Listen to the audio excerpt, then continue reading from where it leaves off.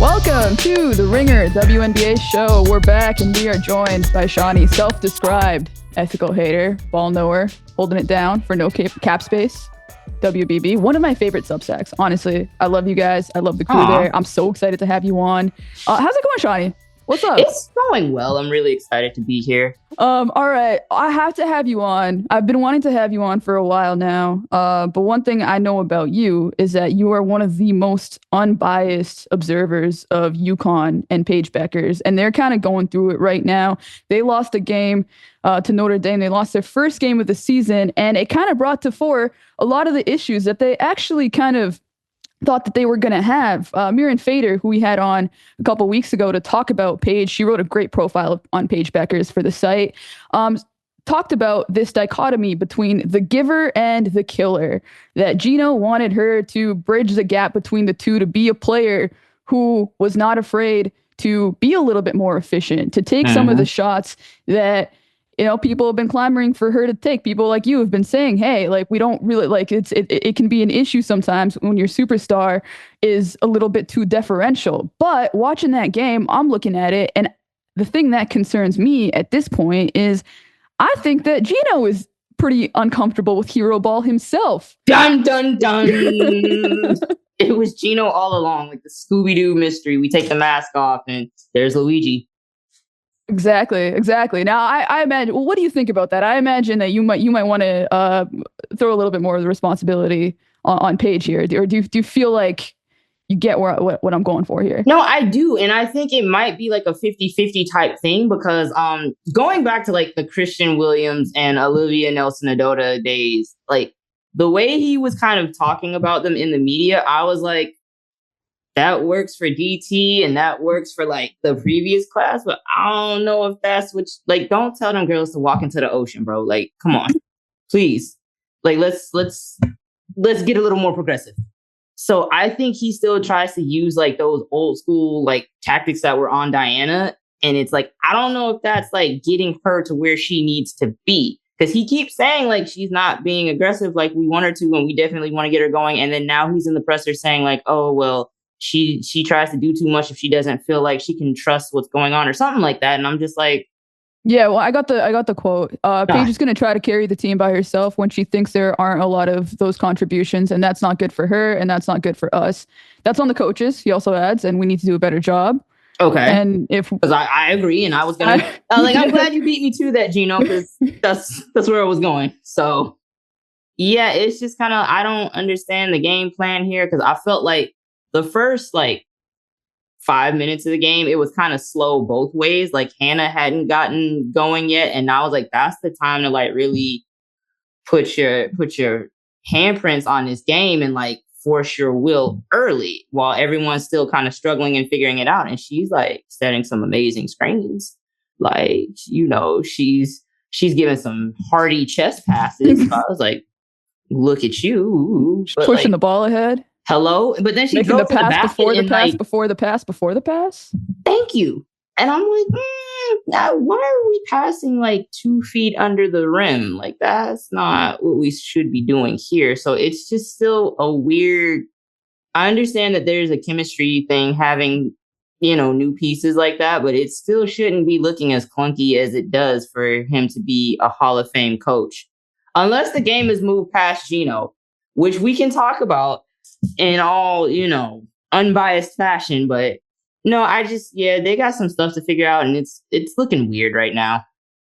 I did like that you brought up the off-court motivation style that he has as well. I think for Paige specifically, I do think that that's part of the reason that she's at UConn. I think everybody in the world tells her how great she is, except for this one guy.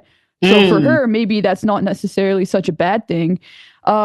But I think part of what he's trying to say when he says that this isn't good for Paige is he's trying to motivate everybody else. That's his like mind game for, the Ashlyn Shades of the world, who was 0 for 5, for Ice Brady, who they tried to get going, maybe even for Sarah Strong, who was in foul trouble, but also was somebody that I think they could have put in a better position to get touches too. Like Hunter Cruz, who we had on last week, he made an interesting video kind of going where you went. it was titled UConn may have a Geno problem. Uh-oh. And he pulled some stats that basically said in the first quarter, Ice Brady led the team with 5 possessions as a primary decision maker in the that's just in the first quarter, and Paige and Sarah Strong combined to have 6. And I saw tweets about that. They was like, yo, why am I watching the offense run through Ice Brady? And it's like, respect to Ice Brady, but what? That's not what we paid tickets for that we didn't pay for. But like, what are we doing here? And why is that the person setting the tone for the team? Like, I don't really understand that. And I don't know if it's you can only do so much from the sideline. So if I told her like, hey, go out there and get yours and like start it. And then she's like in her head about something or whatever the case may be. And she's passing and that's her own thing. Like, oh, I'm trying to get my teammates going before I get mine. Like, he can't really help that if she's not doing what he said, but I need to know what he's saying. Or, he also just like stuff that you can actually see happening on the court too. Like, I feel like in the third quarter, Paige finally started to get it going. She had this sweet layup, like up and under double clutch. It was awesome. Like it was a great highlight. At her age, that was very impressive. Like I couldn't even hate on that one. It was good to see.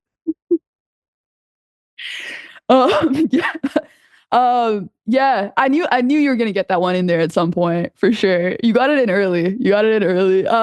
Yeah. So as that's happening though, as Paige is like starting to go on a bit of a run here, we start getting these Ice Brady post-ups again.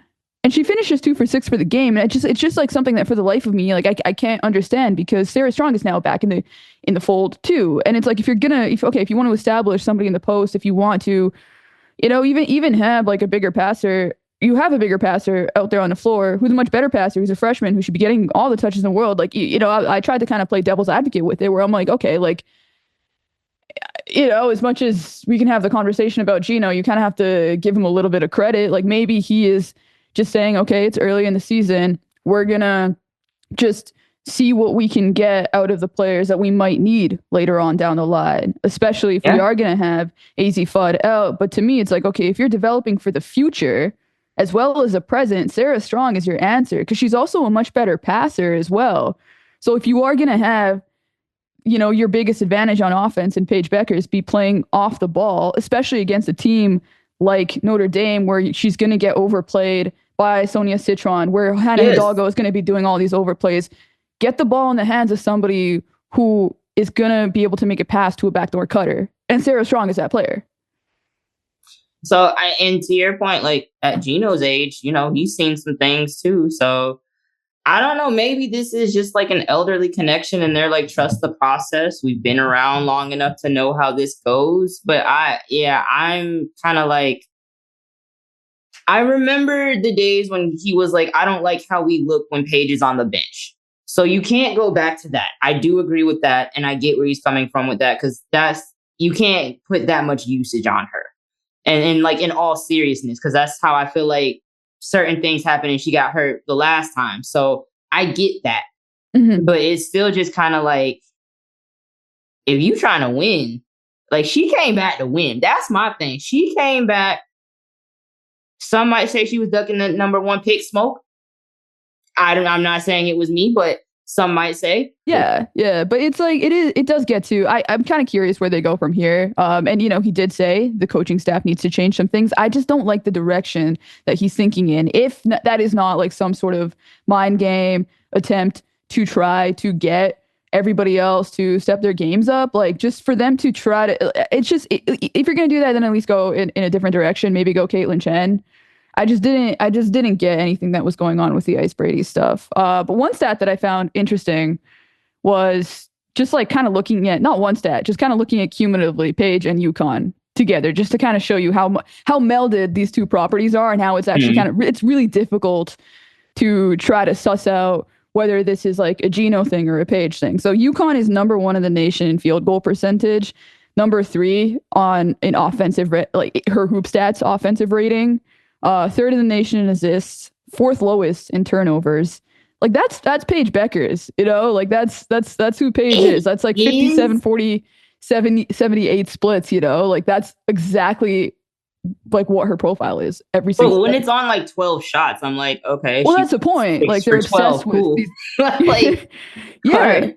Well, that's the point, right? Like they're obsessed with these efficient shots. Like the Mm-hmm. offense itself is, and so is Paige. And I just kind of figured going in this year that you would see that change, but like the efficiency numbers are about the same. And to your point, more importantly, so are the shot attempts.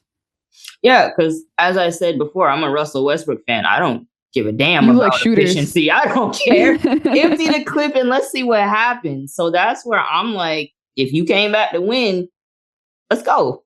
Like, Yeah.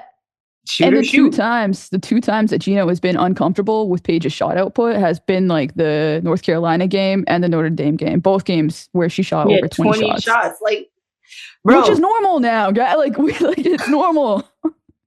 But it really I does feel every time like she gets like if it starts to feel like Paige is going to be the hero, like he whoa, seems like she reel it has. Yeah, in. That's yeah. you sure you want to do that? Like, come on, old man. Put your foot on the gas. Like he's driving a Ferrari in the school zone. Like, chill out, man. Go another route. Yeah. Like, open it up and let's go. Cause I want to see her hoop. Like, she was like some of those That's buckets the she was thing. getting. I will say, like, I'm very, very much entrenched in the Caitlyn versus Paige discourse because I have been engaged in it since their freshman year. You can find that also on the Twitter. But like, what I will say is Paige has more athletic plays, and I like seeing that. You know, like that layup, or then like some of the like the hanging jumpers where she's getting her She gets defender good hang going. time. Man, that's wicked. So it's like I know it's not about what I want to Mm-hmm. see, but it also is. Like Gino, let her hoop and let her do cool stuff. That's what we came to see. So just let her do her and like get in her bag. That's what we want to see. I mean, let Paige be Paige. Get out of Here the we way, go. old man. Yeah. Yeah, I am. So I think I largely agree with this. I think about when March comes around, and to credit Paige and Gino, her shot attempts last year during the tournament went way up. Other than that Iowa game, she only shot 17 times and was, I think, much too deferential. Because we don't get like a moving screen call if she just brings the ball up and does something incredible in clutch moments, like, Ooh. you know? But we also don't get my favorite meme of Gino absolutely like losing his mind with Gabby Marshall in the background. Like, so It's so good. oh, That's so I good. think it had to happen. It had to happen. But yeah, like that's why I was like, why did she even need that? Just give her the ball and come up and do something. Well, so I got to get your history here, like your lore a little bit. Have you been a lifelong Gino hater?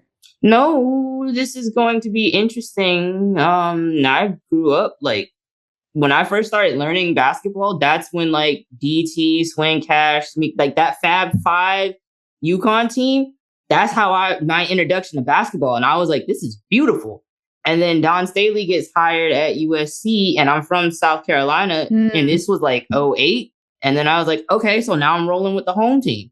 But like I was pretty, I was team UConn. Yeah, I was team UConn. And then now it's like we need some storylines. So now I gotta be an ethical hater. Like let's have some Wait, so fun. you're doing this in service to the game.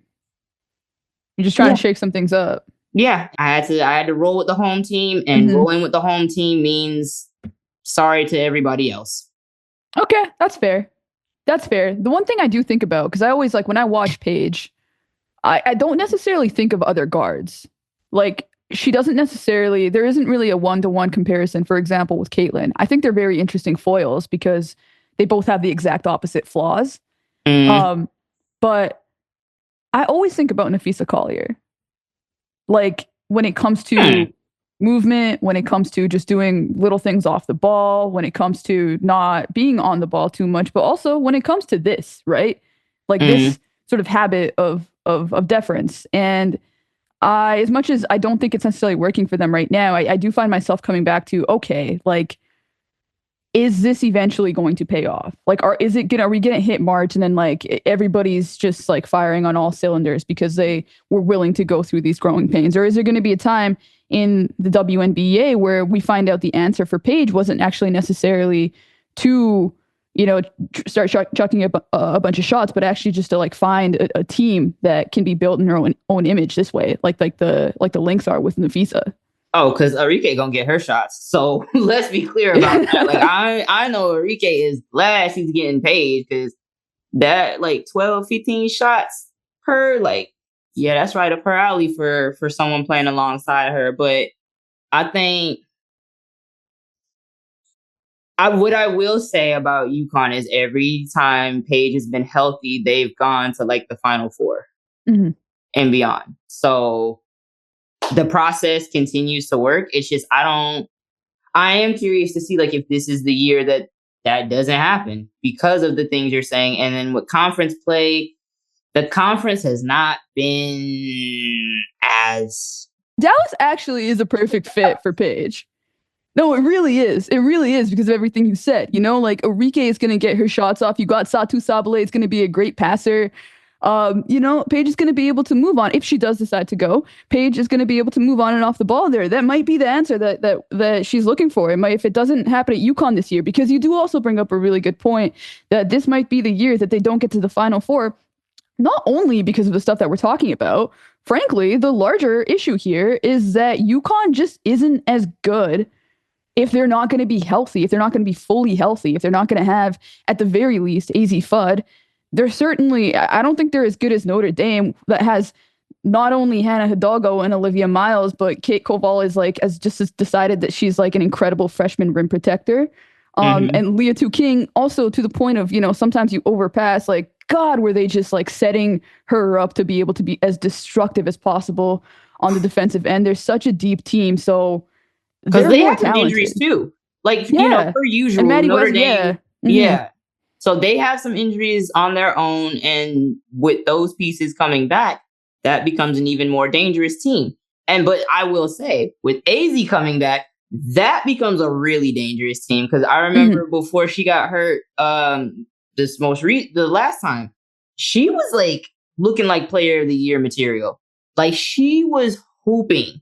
She was looking really good. And so what I will say with her is she's had kind of the same critique as Paige of like the all husky, no dog mentality. But I'm kind of like, you come back from that many injuries, I give her grace because it's hard to trust your body. So, and she was taking it to the rim like she did trust her body too. Exactly. So that is very encouraging to see. And I love seeing that. And, with AZ, that's a different ball game.